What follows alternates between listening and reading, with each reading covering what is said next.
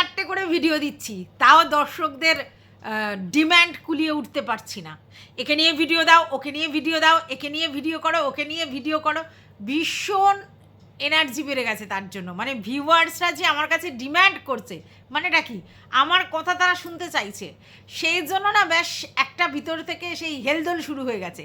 কিন্তু বললে বিশ্বাস করবে না যে মানে কতটা পরিমাণ এফোর্ট দিতে হচ্ছে। তার কারণটা হচ্ছে যে বাড়িতে কাজ চলছে, আর তারপরে সারাদিন একা ছিলাম, কোনো রকমে আর কি কাটিয়ে কুটিয়ে শুধু ভিডিওই করছি। আর কালকের আবার থাকবো না, মানে কালকের হচ্ছে আমার কাকু কাকিমার 35 বছরের বিবাহবার্ষিকী, তো সেটা বেশ বড় করে একটা অনুষ্ঠান হবে, এবং আমাদের বাড়ির পাশে নয়, অ্যাকচুয়ালি একটু দূরে যেতে হবে।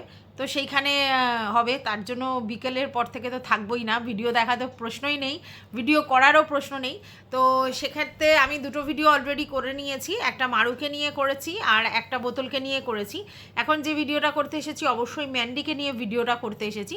অ্যাকচুয়ালি আমি ভিডিওগুলো করে রেখে দিয়ে যাচ্ছি, শিডিউল করে করে কালকে ছেড়ে দেবো। আর পরশু দিন আমি ভিডিও দিতে পারবো কি না অ্যাশিওর করতে পারছি না, পারলেও সেটা সন্ধ্যের পর থেকে, কারণ আমি তো সকাল থেকে আর ভিডিও করে রাখবো না, দ্যাটস ওয়াই ভিডিও দেখাও হবে না, তো কোথাও থেকে এসে আবার ভিডিও করা সম্ভব নয়, তাই পরশু দিনে একটা ঘাটতি আমার হবে। তবে কালকের ভিডিও আমি রেডি করে রেখে তবেই আমি সমস্ত কিছু করব, মানে তার আগে নয়। তো যাই হোক, তার আগে মানে ভিডিও করা ছাড়বো না আর কি। কালকের আমার 31, তো 31 পর্যন্ত করবো। ফার্স্ট মানে অগাস্ট, হ্যাঁ অগাস্টের 1 তারিখে আমার মনে হয় ভিডিও মিস হবে, মানে সকালের দিকে ভিডিও মিস হবে। তো তোমরা সেটা আমাকে ম্যানেজ করে নিও, যেহেতু 4টে করে ভিডিও দিয়ে দিচ্ছি, তাহলে একদিন একটু গ্যাপ নিতেই পারি, কি তাই না? তো যাই হোক, এখন ম্যান্ডিকে নিয়ে ভিডিও করছি। তার আগে একটা ম্যান্ডি আমাকে কমেন্ট করেছে, সেটা হচ্ছে ম্যান্ডিকে নিয়ে আমি একটা কথা বলেছিলাম যে হলমার্কের গয়নার কথা। তো সেক্ষেত্রে ওকে আমি বোঝাতে পারিনি, ও বুঝতে পারেনি, এই কথাটা বলবো না, আমি ওকে বোঝাতে পারিনি। অ্যাকচুয়ালি ও যে হলমার্কের গয়নাগুলো করে সেগুলো লোকাল দোকান থেকে হলমার্ক করে, ঠিক আছে? তো সেই দোকান থেকে হলমার্ক করার মানে হচ্ছে যে ওই দোকানে যদি ওই স্পেসিফিক গয়নাটা নিয়ে যায় তাহলে সেটার পুরো ভ্যালু দেবে গয়নাটার। কিন্তু যদি ওই গয়নাটা নিয়ে ও কোনো অন্য দোকানে যায় তখন কিন্তু একটা পার্সেন্টেজ কেটে নেবে। তো সেই জন্য আমি বলেছিলাম যে বড় বড় দোকানে গিয়ে গয়না করতে, মানে পিসি চন্দ্র, সেনকো জুয়েলার্স, তারপরে হচ্ছে তোমার তানিস্ক, এইগুলো থেকে করতে বলেছিলাম। তো সেই জন্য ও আমাকে বলতে এসেছে যে না আমি হলমার্কেরই গয়না করি। কিন্তু কথাটা হচ্ছে ওই যে বললাম আমি ওকে বোঝাতে পারিনি, ওর দোষ নয়।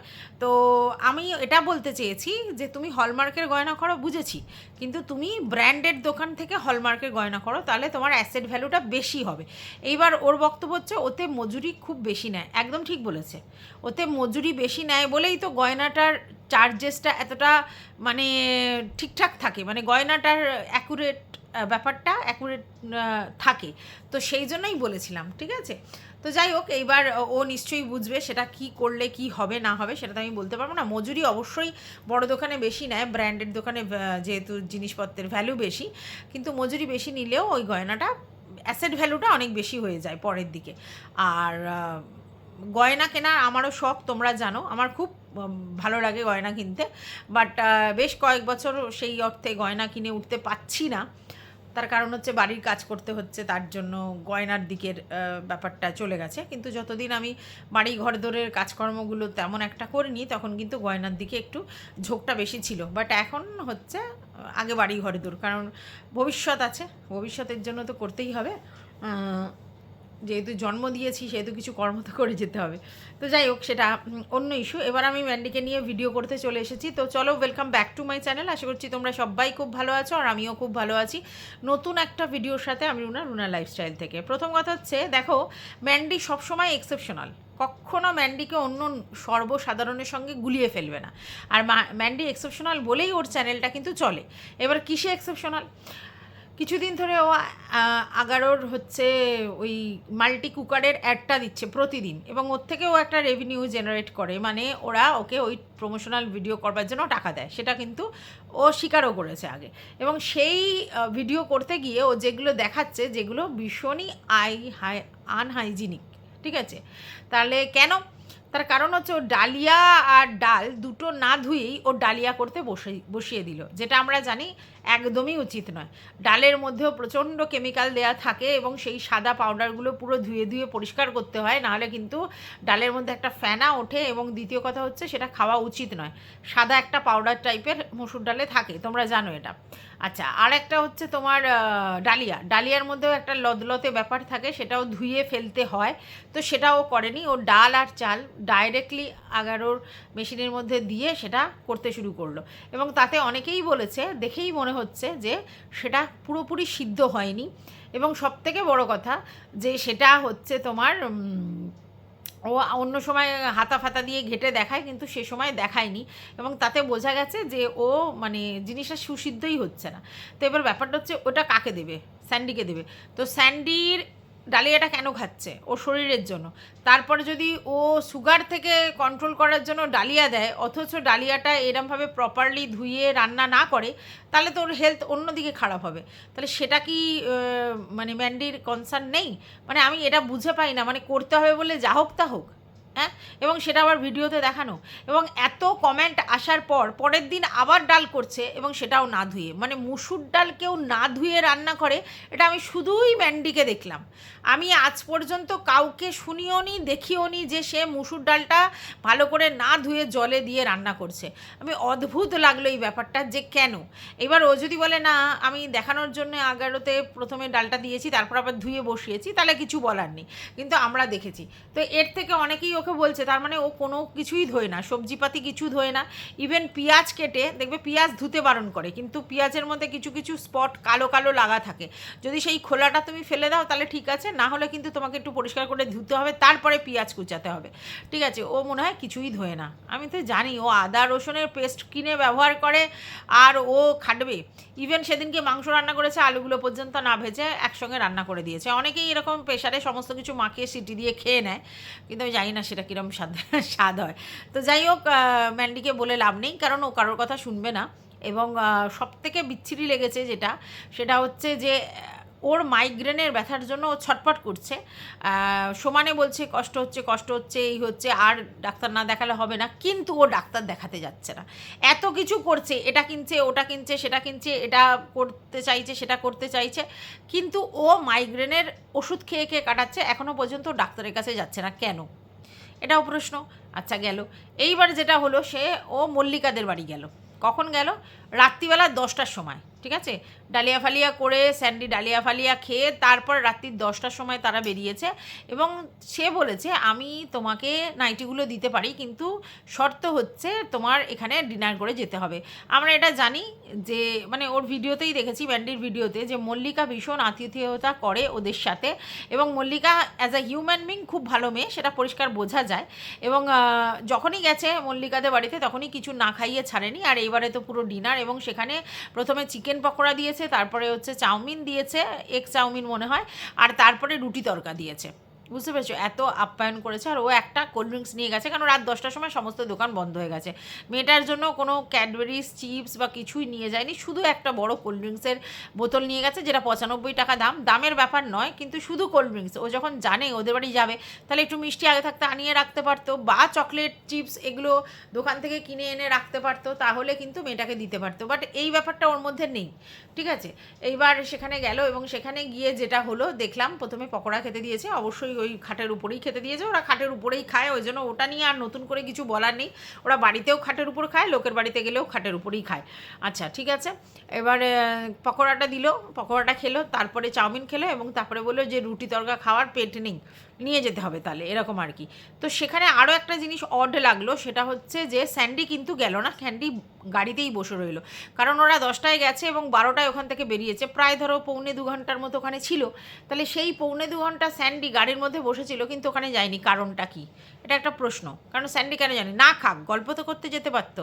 মানে স্যান্ডি মল্লিকাদের বাড়ি যাওয়াটা প্রেফার করে না, এটা পরিষ্কার। নাহলে স্যান্ডি কেন গেল না?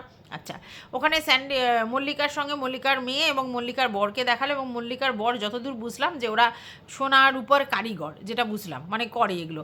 তো দেখলাম যে রূপোর একটা গয়না করছে এবং সেই ডিজাইনটা দেখালো, পলার উপরের উপর। এগুলো এখন ভীষণ ট্রেন্ডিং চলছে, খুব ভালো। তো সুন্দর হয়েছে দেখতে, আর ডিজাইনটাও বেশ সুন্দর। এবার ওরা বলল যে ওদের পুজোতে নিমন্ত্রণ করবে, হলো যে 5 দিনই তোমাদের যেতে হবে, থাকতে হবে, অঞ্জলি দেবে, থাকবে সারাদিন। এই মল্লিকাই শুনেছিলাম যে ওর বিবাহবার্ষিকীতে ওকে সারপ্রাইজ দেওয়ার জন্য ম্যান্ডির মাকে ফোন করেছিল এবং বলেছিল যাবে, কিন্তু ম্যান্ডিরা অ্যাভয়েড করেছে, কারণ মল্লিকা নাকি আসলে আর যেতে চায় না, মানে কারোর বাড়িতে আসলে সেই বাড়ি থেকে আর যেতে চায় না, এই কথাটা শুনেছি। তো সেই জায়গায় মল্লিকাকেও 5 দিনের জন্য নিমন্ত্রণ করছিল, ঠিক আছে। আচ্ছা, এইবার ভিউয়ার্সরা স্বাভাবিকভাবে বলছে যে যেহেতু মল্লিকার সঙ্গে একটা ঝামেলা হয়েছিল এবং সেটা জানাজানি হয়ে গেছে, অবশ্যই বোতলের মাধ্যমে, কারণ বোতলের কাছেই তো সমস্ত কিছু হেগে মেরে রেখে দিয়েছে আমাদের ম্যান্ডি। তো স্বাভাবিক ব্যাপার, যদি আমি আমার প্রাইভেট কথা, পার্সোনাল কথা বা অন্য কারোর সঙ্গে কিছু ঘটনা ঘটেছে সেগুলো যদি সমস্ত বোতল দিদিকে বলে রাখি, বোতল দিদি যে সুযোগের সদ্ব্যবহার করবে সেটা ম্যান্ডির জানা ছিল না? জানতো তো যে বোতল দিদি সুযোগের সদ্ব্যবহার করে, তাহলে বোতল দিদির কাছে সমস্ত কিছু খুল্লা মানে হোগা তুলে সমস্ত কিছু বলার কি মানে ছিল, আমি তো বুঝতে পারি না। প্রাইভেসি নাম কা এক চিজ হ্যাঁ, তো সেটাই মনে হয় ম্যান্ডির মধ্যে ছিল না, সমস্ত কিছু খুলে মানে একদম বলে দিয়েছে। আর স্বাভাবিক ব্যাপার, বোতল সেই জিনিসগুলোকেই এনক্যাশ করছে এবং সেখানে বলছে যে বোতল বলেছিল যে মল্লিকার সঙ্গে ওর ম্যান্ডির একটা দূরত্ব তৈরি হয়েছিল এবং মল্লিকা কি করে, মল্লিকা বাড়িতে আসলে নাকি আর যেতে চায় না। আমি জানি না এটা কতটা সত্যি কতটা মিথ্যা, কিন্তু এরকম কথা হয়েছিল এবং তার জন্যই ম্যান্ডি তাকে নাকি ভিডিওতে দেখাতো না, একটা ওদের মধ্যে সমস্যা হয়েছিল, কিন্তু এখন আবার ভিডিওতে দেখাচ্ছে, মানে সম্পর্কটা ঠিক করেছে। আর এটা অবশ্যই ম্যান্ডির স্বভাব, যখনই এরকম কিছু হয় কাউকে নিয়ে তখনই ম্যান্ডি কী করে, ওই যাদের সঙ্গে সম্পর্কের প্রবলেম হয় বলে সেই সম্পর্কগুলোকে নিয়ে আবার শর্ট আউট করতে চলে যায়, যাতে ব্যাপারটাকে আবার ঠিকঠাক হয়ে যায়, ভিউয়ার্সদের কাছে এটা প্রমাণ হয় যে না না আমাদের সম্পর্ক ঠিক আছে, ঠিক আছে। তো যাই হোক, মল্লিকা ওদের বাড়িতে পুজোতে আসতে পারবে না, পরিষ্কার জানিয়ে দিয়েছে, কারণ ওদের আউট অফ স্টেশন যাওয়ার কথা, এবং যাওয়া কোথায়, কাশ্মীরে। স্বাভাবিক, কাশ্মীরের মতো একটা ট্রিপ, সেটা তো মানে একটা স্মরণীয় ব্যাপার, সবারই ইচ্ছে থাকে কাশ্মীরে যাওয়ার, সেটা ম্যান্ডি বললো। হ্যাঁ, বেশিরভাগ ক্ষেত্রে যাদের ঘোরার ইচ্ছে থাকে তাদের ভূস্বর্গ একবার দেখে আসার ইচ্ছা থাকে কাশ্মীরে যাওয়ার, যেহেতু সেখানে যাওয়াটা সবসময় সম্ভব নয়, বেশ দুর্গম, এবং সবথেকে বড় কথা প্রচুর সময় ওখানে প্রবলেম থাকে, তার জন্য কাশ্মীরে যাওয়ার জন্য মানুষের টান অনেক বেশি। যেই জায়গাটায় তুমি খুব ইজিলি যেতে পারবে সেই জায়গাটাতে তোমার টান থাকবে না, যেই জায়গাটা তুমি ইজিলি যেতে পারবে না, যথেষ্ট হার্ডেল টপকে যেতে হবে, তখন কিন্তু সেই জায়গাটার প্রতি টান বেশি হয়। তো সেটাই হচ্ছে ভূস্বর্গের টানের প্রতি বেশি কারণ। আর প্রাকৃতিক দৃশ্য নাকি একদম খুব সুন্দর, মানে ভূস্বর্গ তো এমনি নাম হয়নি, মানে কি আমাদের ভূমির মধ্যে যেটা স্বর্গীয় প্রাকৃতিক দৃশ্য, তাই জন্য তো ভূস্বর্গ। তো যাই হোক, তো সেখানে যাবে 10 দিনের ট্রিপ, তাই জন্য পুজোতে থাকার কোনো ব্যাপার নেই। যেটা বুঝলাম মল্লিকার বরের সাথে পুজোর ওখানে কোনো না কোনো আনবান হয়েছে, সেজন্য 2 বছর পুজোর মধ্যে ছিল, কিন্তু এবছরও পুজোতে থাকতে চাইছে না। অবশ্যই ওর পক্ষে যে চাঁদাটা দেওয়ার কথা ক্লাব থেকে বলবে সেই চাঁদাটাও দেবে, সেটা 5,000 হতে পারে, 10,000 হতে পারে। তো সেই টাকাটা দেওয়ার পরে ও ফ্যামিলি নিয়ে ঘুরতে চলে যাবে। তো তাতে বুঝলাম যে যেখানে পুজোটা হয় সেই পুজোতে মল্লিকার বর থাকতে চাইছে না, কোনো না কোনো কিছু ডিসপিউট অ্যারাইজ হয়েছে বলে। তো তারপরে দেখলাম 12টার সময় ওরা বেরিয়ে গেল, সমস্ত কিছু যেগুলো নাইটি ফাইটি সেলাই করতে দিয়েছিল, তার সঙ্গে ওর মেয়ের নাইটিটাও সেলাই করতে দিয়েছিল, ওটা ঢলঢলে হয়েছিল, তো সেটা ফিটিংস করে দিয়েছে। তো সেটা খুব সুন্দর, নাইটিটা পরলে মিষ্টি লাগবে, কিন্তু বাচ্চা মানুষ বেশি নাইটি ফাইটি না পরা ভালো। ও যে ধরনের জিনিসগুলো পরে, ওই হাফ প্যান্ট টাইপের আর গেঞ্জি, ওগুলোতেই ওকে সব থেকে মিষ্টি সোভার লাগে। আর এখন ওর চুলটাও বেশ বড় হয়েছে, আর মুখশ্রীটাও খুব সুন্দর হয়ে যাচ্ছে, চোখ নাকগুলোও খুব বেশি প্রমিনেন্ট হচ্ছে, কিন্তু মেয়েটিকে সত্যিই বলতে নেই এখন খুব সুন্দর লাগে, মুখশ্রীটা খুব সুন্দর মেয়েটার, ঠিক আছে।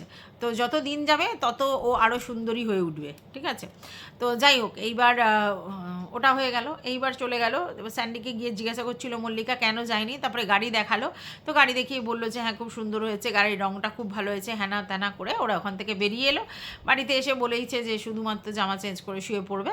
তো সেখানে আর আমার কিছু বলার নেই ওই ভিডিওটাতে। এইবার চলে যাই হচ্ছে পরের দিনের ভিডিওটা, যেখানে কিনা ও ভিডিও করেছে, যেখানে হচ্ছে কি রান্না করেছে হচ্ছে ঢ্যাঁড়স ভাজা, আর রান্না করেছে তোমার ডাল ছিল, তার সঙ্গে মাছ ভাজা ছিল, তার সঙ্গে বরবটি ভাজা ছিল, আর একটা তরকারি করেছে মনে হয়, না পোস্ত করেছে, আলু পোস্ত করেছে, আর পোস্ত বাটা করেছে, ঠিক আছে।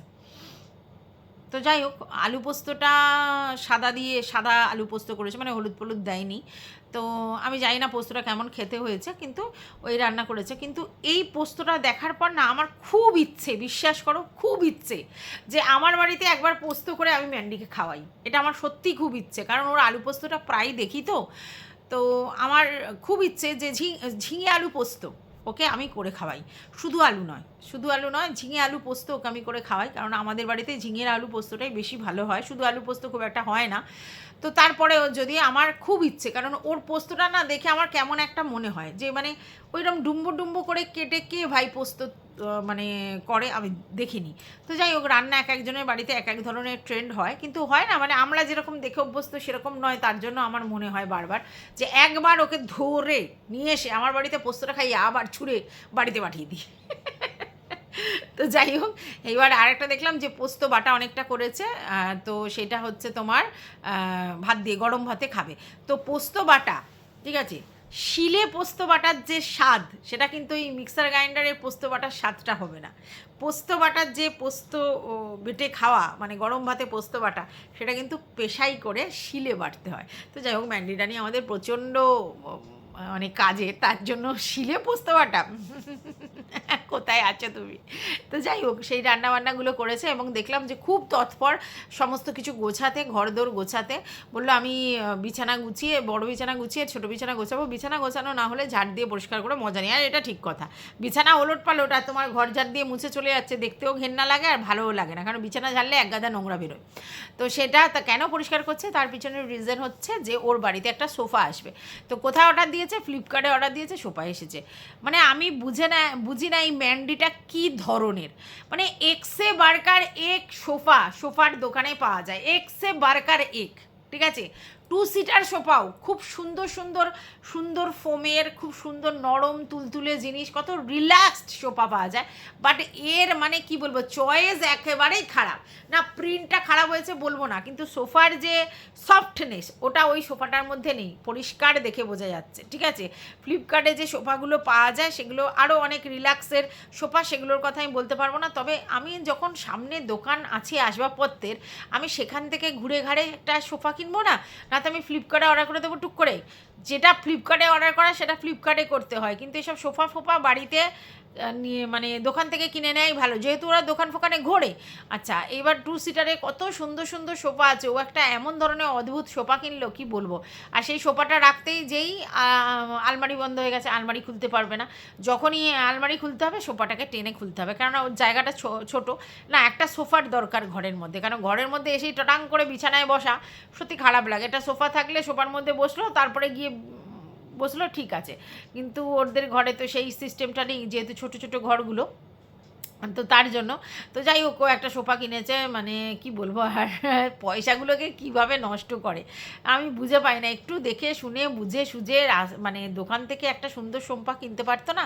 এখন তো মানে কত ভালো জায়গায় কত ভালো সোফা পাওয়া যায়, হ্যাঁ, মানে কত ব্র্যান্ডেড সোফা দোকান হয়েছে, ঠিক আছে। কী যেন একটা লিভিং কি বলে একটা হয়েছে, আরও কত কি হয়েছে, এমনি কত ভালো। তো একটু ব্র্যান্ডেড সোফা একটা কিনতে পারলো না, যেটা লংজিভিটি থাকবে। ও 2 দিন কিনবে, 2 দিন পর আবার চেঞ্জ করবে। ও তো সস্তার বস্তা কেনে, আর বস্তাগুলোকে আবার 2 দিন পর আর ভাল লাগছে না, আর ভাল লাগছে না, আর ভাল লাগছে না বলে পাল্টে দেয়, ঠিক আছে। আচ্ছা গেল, তখন হচ্ছে তোমার সুন্দর করে সাজানোর ইচ্ছে হচ্ছে, কারণ হচ্ছে ও পুরো নিজের ঘরের লুক চেঞ্জ করে দিতে চাইছে। এই কারণটা হচ্ছে ওর পুরনো জিনিস বেশি দিন ভালো লাগে না, ও তো ওই বস্তা কেনে, আর বস্তা 2 দিন পর আর ভালো লাগে না, একে তাকে দিয়ে দেয়, আবার নতুন জিনিস কেনে, এটাই ওর স্বভাব।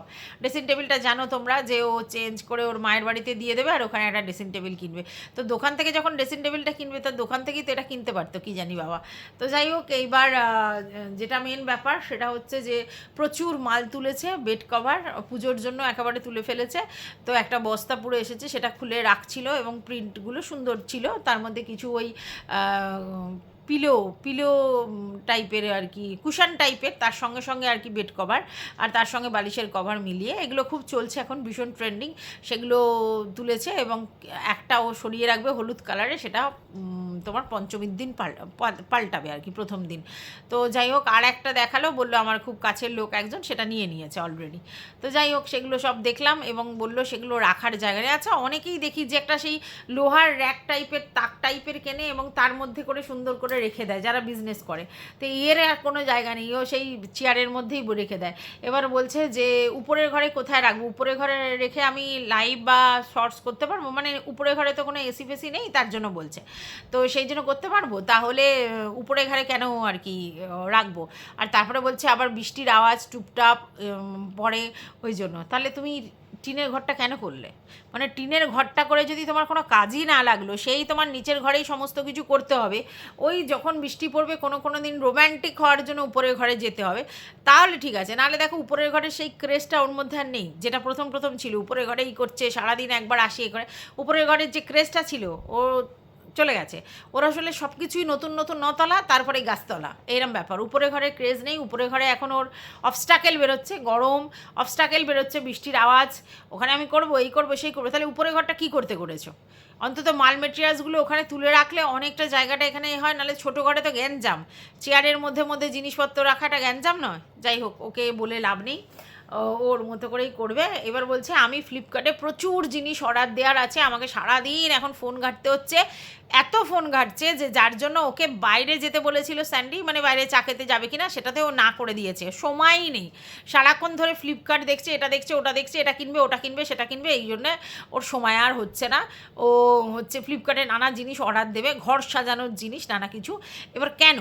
তার কারণ হচ্ছে 2 মাস পরই পুজোর জন্য নানা সাজ সরঞ্জাম কিনতে হবে, মানে মায়ের সাজসজ্জা সরঞ্জাম এসব কিনতে হবে, জিনিসপত্র পুজোর যে বাজার ফাজার এটা সেটা করতে হবে, আর তার সঙ্গে ঘরেও ডেকোরেট করতে হবে। তার মানে কি, ওর কাছে এটাই এখন কন্টেন্ট। কি কন্টেন্ট? যে আসছে পূজা, মা আসছে তো মায়ের জিনিসপত্র কিনতে হবে, সেটাও কন্টেন্ট।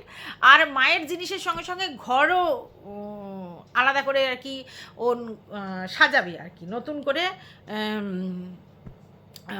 মানে গুছিয়ে গাছিয়ে করবে, নতুন জিনিস দিয়ে ভরাবে, তো সেগুলো সবই ওর কন্টেন্ট। আর তার জন্যই ও বারবার এগুলো বলছে।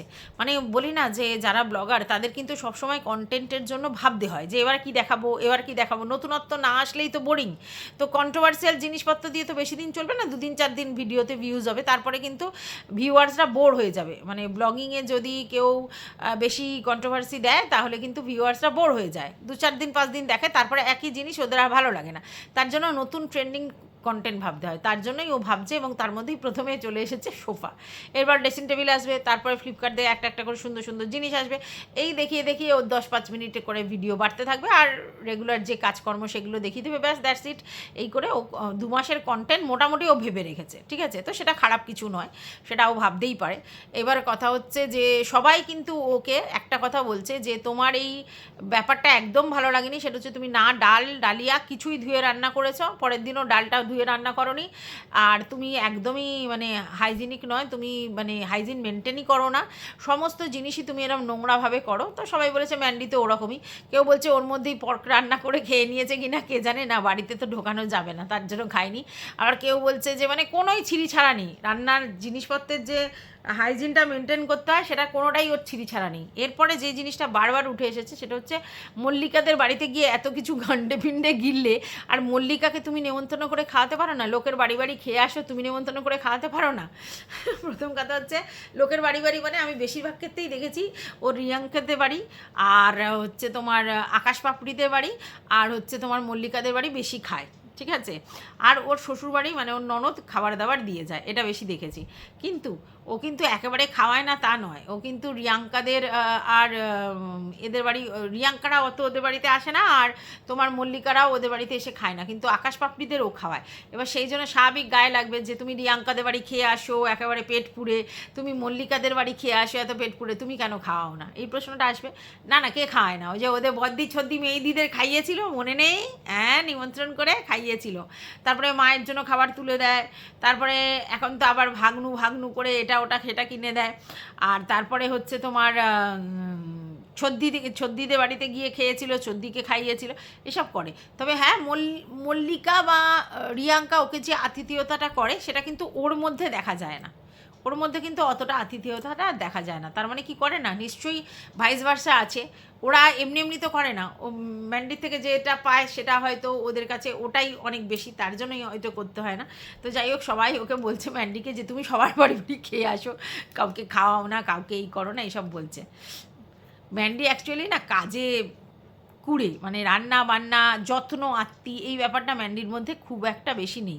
অ্যাকচুয়ালি দোষটা ওর নয়, দোষটা হচ্ছে প্রথম কথা হচ্ছে ওর বাবা ওকে লাট পেয়ারে মানুষ করেছে, যার জন্য লাডলি কিছুই শেখেনি, কিছুই করেনি। তারপরে পরিস্থিতি খারাপ ছিল বলে কিছু করতে হয়েছে, কিন্তু এখন আবার ও টাকা ইনকাম করে একদম হিরোইন টাইপের হয়ে গেছে, পয়সা হাতে আছে মানে বিশাল ব্যাপার। তো এখন আর ও এইসব গতরের কাজগুলো করবে কেন, তার জন্য কাউকে খাওয়াতে পাওয়াতে যায় না। যাই হোক, আমার মনে হয় ম্যান্ডির উচিত একদিন মল্লিকাকে ডেকে নিমন্ত্রণ করে খাওয়ানো আর রিয়াঙ্কাকে নিমন্ত্রণ করে খাওয়ানো, তাহলে আর ভিউয়ার্সরা বলবে না। তবে হ্যাঁ, ম্যান্ডি কোনোদিনই ভিউয়ার্সদের কথা সেভাবে পাত্তা দেয় না, মানে ওর কিছু যায় আসে না, ভিউয়ার্সরা ভিউয়ার্সদের মতো বলছে, ও ওর মতো এক কান দিয়ে শুনে এক কান দিয়ে বের করে দিচ্ছে। আর তার জন্যই কিন্তু ম্যান্ডি এত সুন্দর কন্ট্রোভার্সিয়াল জিনিসপত্র দেওয়ার পরেও কিন্তু ও মানে আর কি স্পোর্টিংলি চলছে এবং ফ্লোটিংলি বেঁচে আছে মানে ইউটিউবে। তার কারণ হচ্ছে ও ওই নেগেটিভ কমেন্টগুলোকে নিয়ে কোনো রকম ইরিটেশন ফিল করে না, দ্যাটস ওয়াই। তো যাই হোক, এই ভিডিওটা আমি এই পর্যন্তই রাখলাম। তোমাদের যদি কিছু বক্তব্য থাকে অবশ্যই কমেন্ট বক্স আছে, ততক্ষণে জেনে